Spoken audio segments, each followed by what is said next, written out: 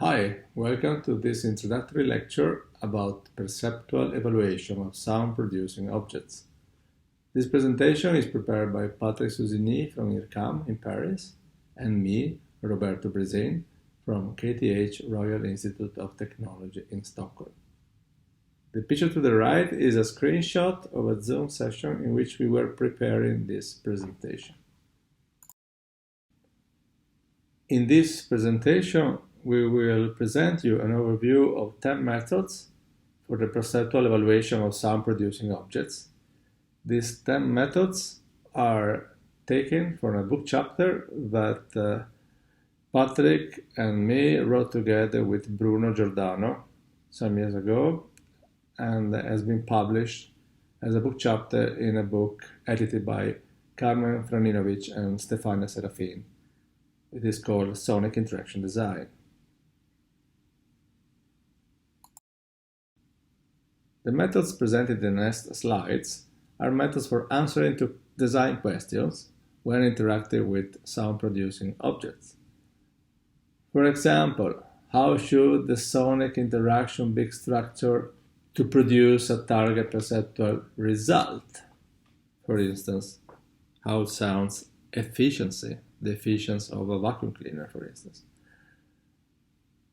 Or how should the sonic interaction be structured to induce a specific motor behavior of the user? For instance, what should be the sonic feedback for keeping a constant pace in a repetitive action, for instance? Other example, what is the perceptual effect of this sound stimulus, of a particular sound stimulus? The complexity of everyday sonic interaction is variable, has a very large range. If we think we go from very, very simple interactions to very complex ones, the simplest interaction is clicking a button, for instance, touch tones in a mobile phone. Okay, switch on, off. There is sound, there is no sound. And then we have here examples of increasing complexity in these slides, adjusting the playback volume in stereo appliances, hi-fi systems, so the loudness level, for instance, and so on, and arriving to probably the most complex interaction, sonic interaction, that is conducting a symphonic orchestra, where you have many, many parameters, audio parameters that should be taken into account, both by the conductor and by the musicians in the orchestra. In these slides, we show the events and processing stages involved in the perception and production of interactive sonic events. An interaction starts with a motor behavior that acts on a sound-generating object, which in turn produces an acoustical information, so a sound, that produces a sensation, a perception, and cognition, that is feedback to the user that is doing the motor behavior. So if we are playing drums, for instance, we generate a sensation, a sound, with some qualities, and depending on the qualities, we will adjust our way of playing. Okay, so hitting faster or slower, or changing pressures on the membrane and so on and so forth of the drum. And this is also connected to kinesthetic, tactile, and visual information. We are watching, looking at the instrument we are playing, and we get tactile feedback of our action. And this is also going to influence the sensation perception that is produced by the generated sound.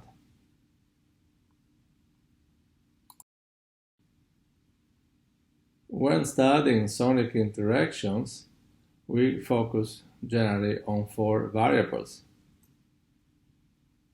Quantitative measures of the motor behavior, so how do we act on the object? This can be measured with motion capture systems, for instance.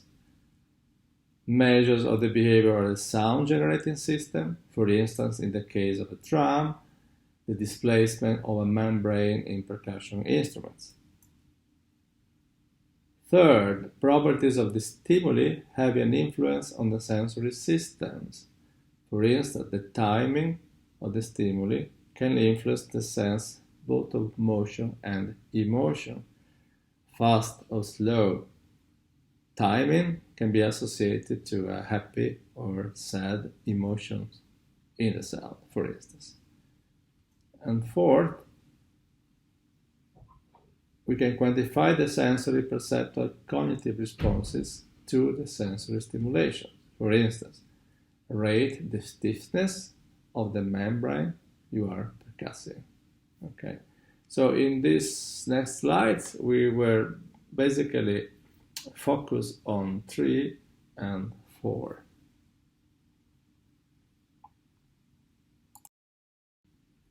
In the book chapter on which we base this presentation, we have designed a table in which all the methods presented are summarized, and there are 12,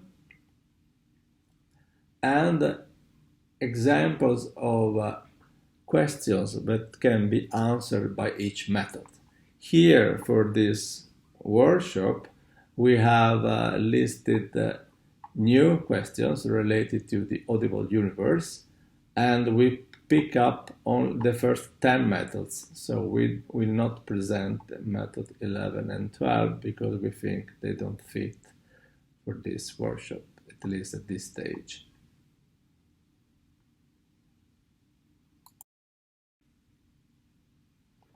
The first class of methods we will present are the classical ones, psychophysical methods that can be used for detecting, discriminating, and finding equivalence between auditory stimuli.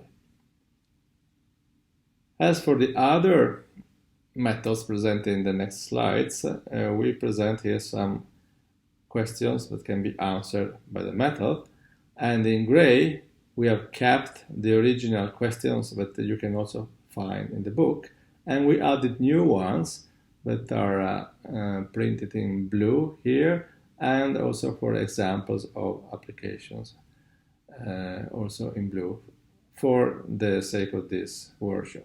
So psychophysical methods can be used for answering the following question. Can the user perceive differences between characteristics of different astronomical objects? For example, does the discrimination threshold on the auditory dimension used for the sonification account for the perceived change of a star brightness? So psychophysics studies the mapping from physics, so physical attributes of the stimuli, for instance the sound level, to attribute to corresponding sensation, so perception, like loudness. Stimuli are usually simple, and therefore there is also a low number of dimensions that can investigate it. The method of constant stimuli has been widely used for measuring both absolute and differential thresholds, as well as the point of subjective equality, PSE. When measuring an absolute threshold, for example, absolute threshold of the sound level, participants are repeatedly presented with a small set of stimuli ranging from hardly perceivable, that is a very low level, to clearly perceivable stimuli. Participants are asked if they detect the stimulus or not. When measuring a differential threshold, on each trial, participants are presented with 2 stimuli: a standard stimulus, whose properties remain constant across all trials, and a comparison stimulus that varies from trial to trial. For example, one sound from a set ranging from barely weaker to barely louder compared to the comparison stimulus. Participants indicate for which of the paired stimuli the target attribute has the largest or lowest value.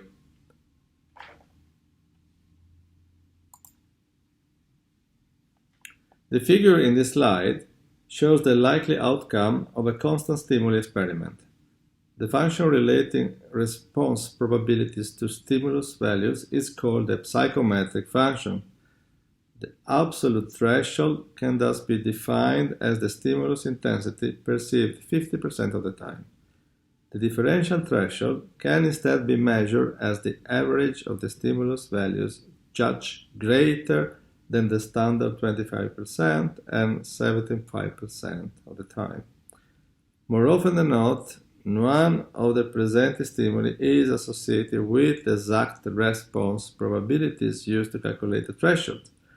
In part for this reason, and in part for the need to integrate experimental data across all the investigated stimuli, a psychometric function is usually fit to the observed response probabilities for all stimuli,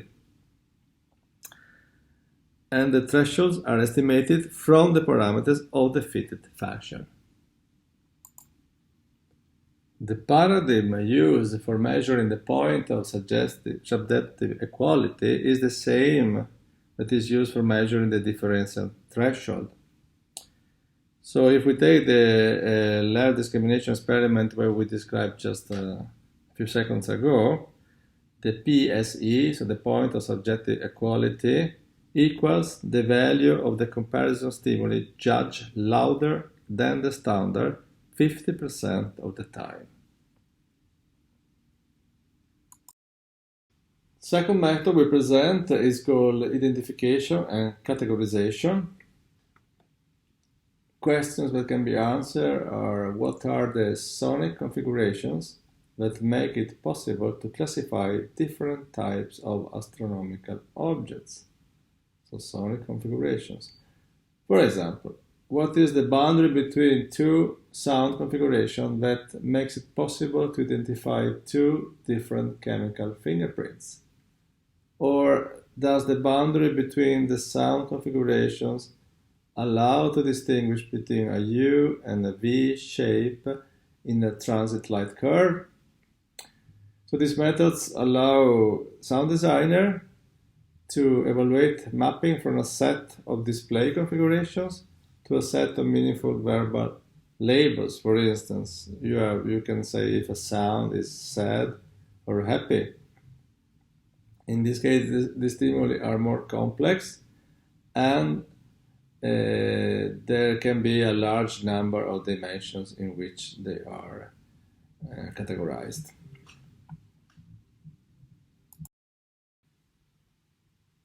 The identification experiment is a first choice one in which the number of categories is equal to the number of stimuli, while the categorization experiment has a larger number of stimuli compared to the possible number of categories. And here we have an example that is from a study by Bruno Giordano, in which participants were asked to walk on different surfaces, blindfolded, and after they did it, they were asked to identify the category of the material they were walking over. So there were basically 4 solids and 4 aggregates on which the participants were walking. So the identification responses modeled in this example, in this figure, were collected after the participant walked on the material, 8 different ones. The sensory representation of each material is modeled as a normal distribution in a 2-dimensional space of sensory effects. The average of each normal distribution, the field symbols, denotes the most frequent sensory effects for a particular walking ground. The oval surrounding each field symbol gives an approximate representation of the extent to which the sensory effects for a given material vary across repeated presentations. The 4 lines that are called decision boundaries divide the 2-dimensional space into 8 regions. So the sensory effects that fall within the same region receive the same identification response. and this is this triangle that I marked in gray, for instance. So all of the sensory effects in that region has the same identification response, so belong to the same category, basically. Next methods are called scaling and rating. Answer these questions, for instance, how should one auditory dimension vary for fitting an astronomical object characteristics? For example, does the ratio in the auditory dimension correspond to the ratio of the depth of a transit in the light curve? These methods are based on the concept of sensory continuum, that is the result of a cognitive computation that allows us to order stimuli relative to a specific attribute. For example, like in this figure that we made, so the sound of a mouse click is closer to the origin of the sensory continuum for loudness than the sound of an operated hammer drill. Okay, from very soft to very loud in a continuum scale.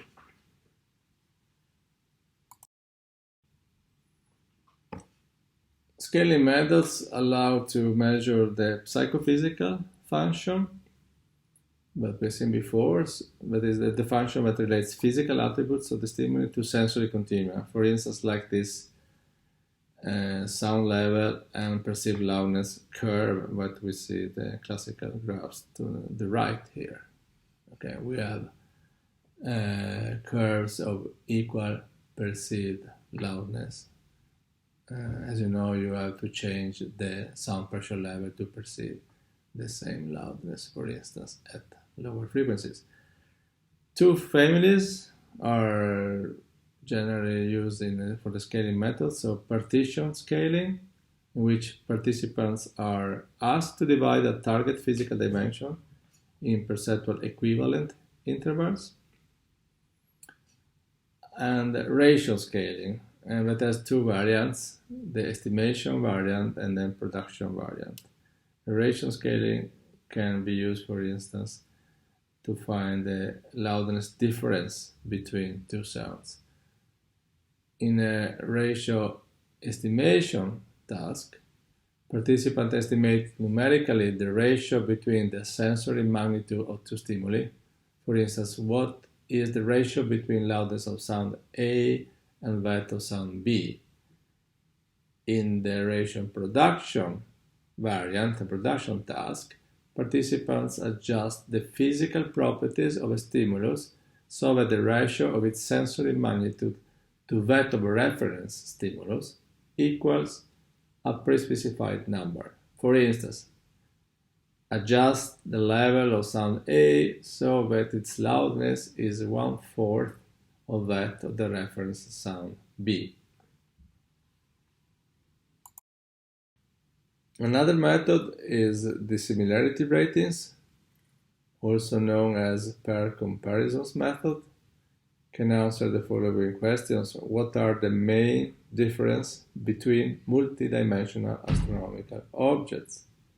For example, if several characteristics of stars or galaxies are sonified by sounds made of several parameters, what are the most salient dimensions for the comparison? Do they weight similarly for different participants? So the goal is to measure perceptual distances between the stimuli that we present to the listeners. So very similar stimuli will be separated by a short perceptual distance, very different or dissimilar stimuli will be separated by a long perceptual distance. In dissimilarity ratings, participants are asked to compare pair of stimuli, how similar, dissimilar they are, and this will build a matrix of perceptual distances between stimuli.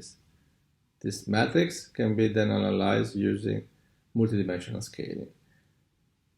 Here, in the example here, we can see that answers by two participants, how they differ along the two perceptual scale of loudness and pitch. And we can see participant 1 makes more use of loudness for identify the dissimilarities between the stimuli, while participant 2 is making more use of pitch.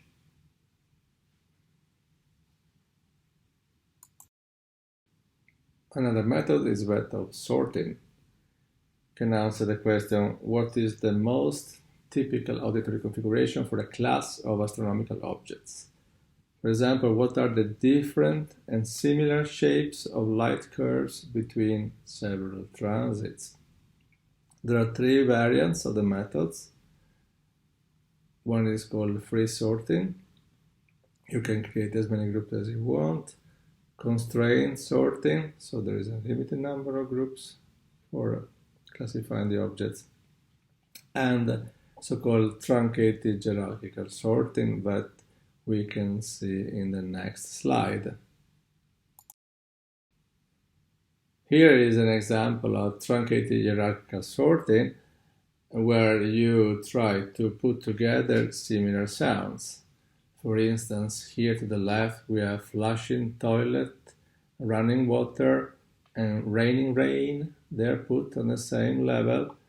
And the opposite here we have playing oboe, honky tonk, bike horn, honking bike horn, blowing party whistle. They are on the same level. And so on. You group together sounds that you feel are similar at different hierarchical levels until here we arrive to two big clusters. You see the one here to the left, the big one, and the one to the right. And if you look at the names of the sounds, here we are all sounds that are characterized by a pitch, and here we are more sounds that are more noisy or metallic with not a specific defined perceptual pitch. Next method is called verbalization. You can answer the question, what are the relevant sonic words to describe the properties of an astronomical object?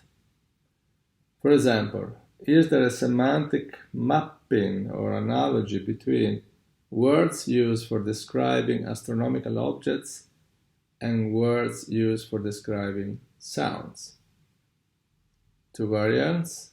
One is called free verbalization, simple but difficult to analyze, so you use as many words as you want for describing your sonification. Another one is called constrained verbalization, so you choose among a list of words used, for example, by sound professionals or sound designers.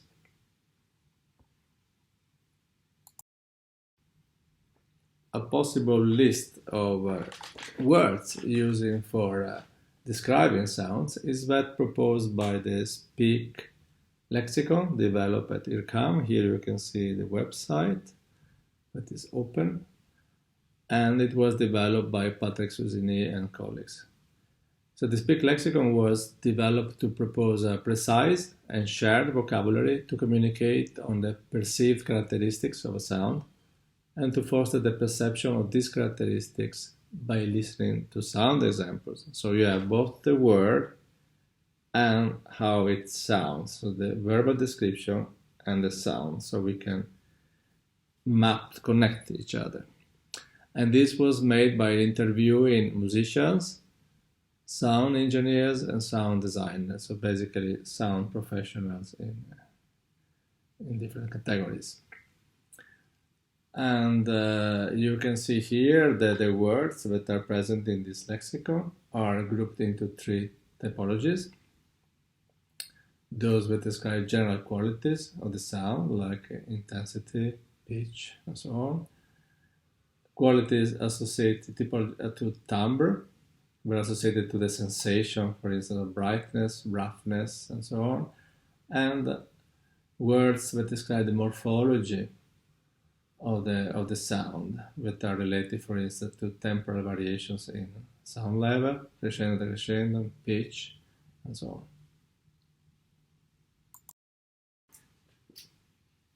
Next method is called semantic differential, also making use of words for describing sounds, and answer the following question. What are the auditory profiles related to different words associated to different astronomical objects?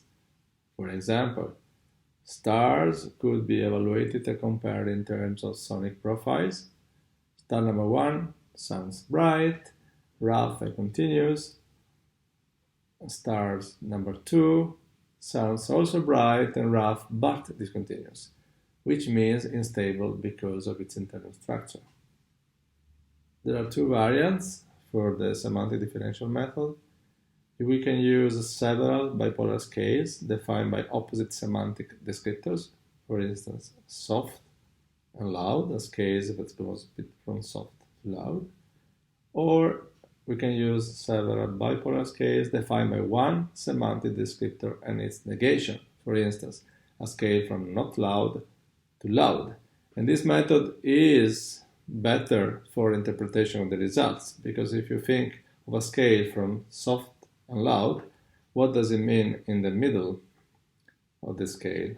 It's difficult to interpret.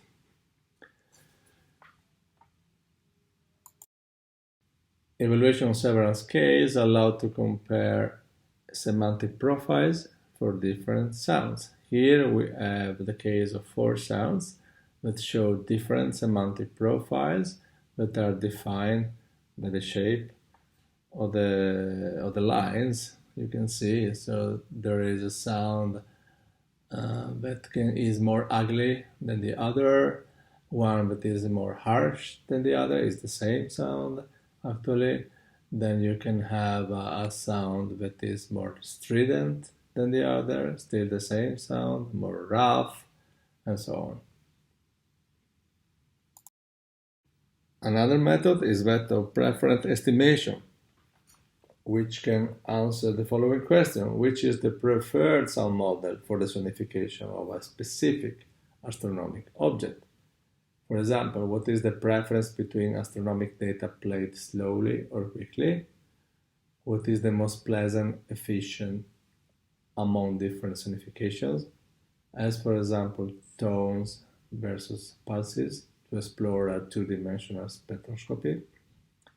There are various methods that can be used. For instance, the pair-preferred comparison. We compare pairs of stimuli. Okay, which of the two stimuli you prefer against each other. Or preference ratings. You arrange the stimuli along a categorical or continuous scale of, for instance, pleasantness, from the least pleasant to the most pleasant one.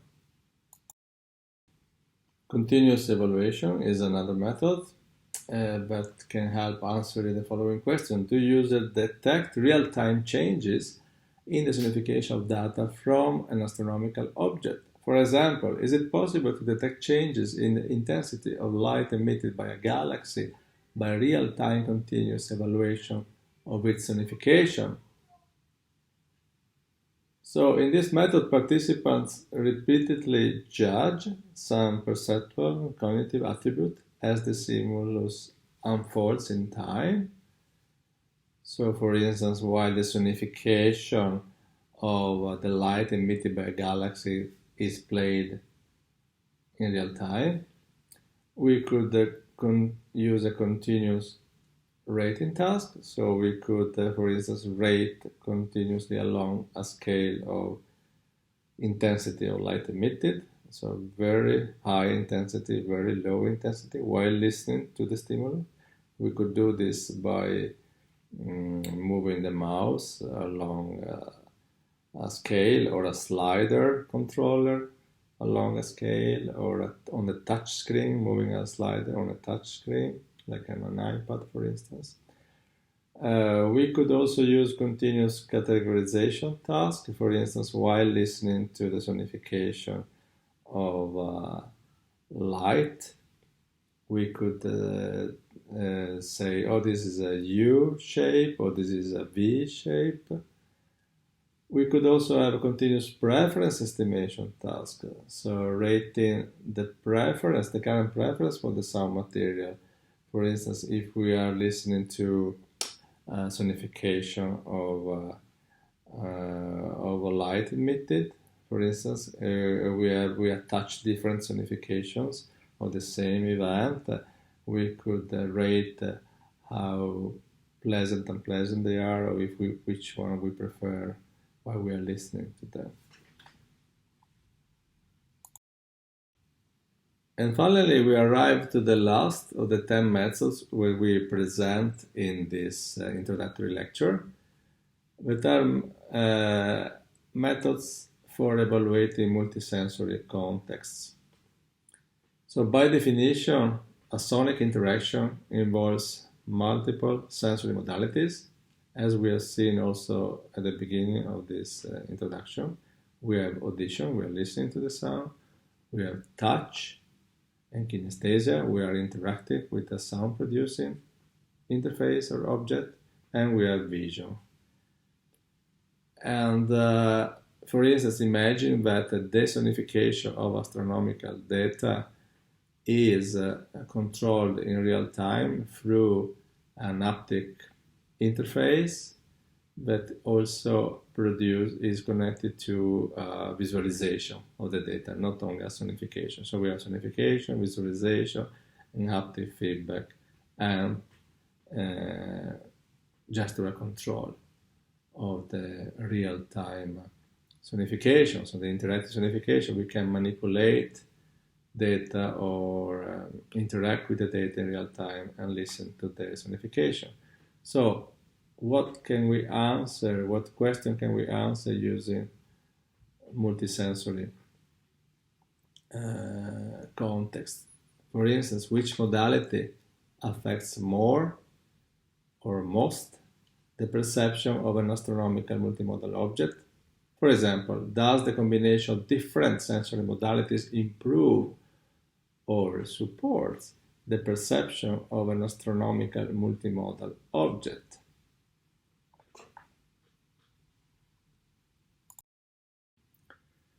So a typical task in multisensory context is that of comparing data collected when only one modality is stimulated to data collected in multisensory context in which several modalities are stimulated. For instance, comparing a situation when only touch is available versus when both sound and touch are available. It is not trivial to suppress one modality.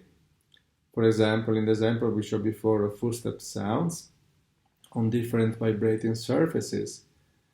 So to see what is the contribution of the vibrations, for instance,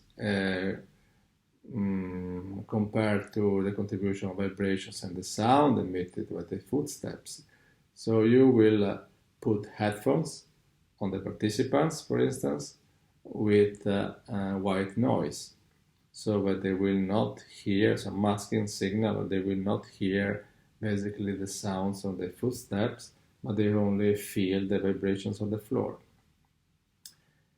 Here in this figure, here in these slides, I present one study that Emma Fried, another of my colleagues, and myself made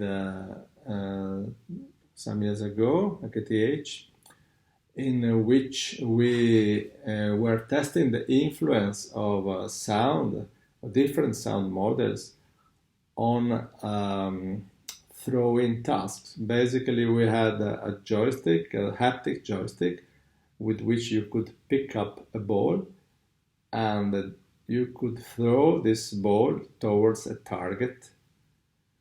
And when the sound made by the ball hanging on these joysticks, you were manipulating, like swinging the ball attached to the joystick before throwing it. So we had two sounds. One we call it swishing sound, like and one we call it creaking sound. It was a friction sound that gives a sensation of effort, basically.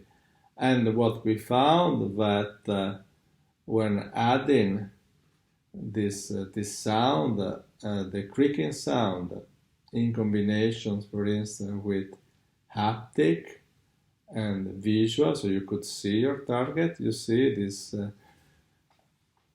column here. We have the least errors made in hitting the target, while when we take away both sound and haptics, we see only the target. So the joystick is no more haptic. Then user participants made much more errors.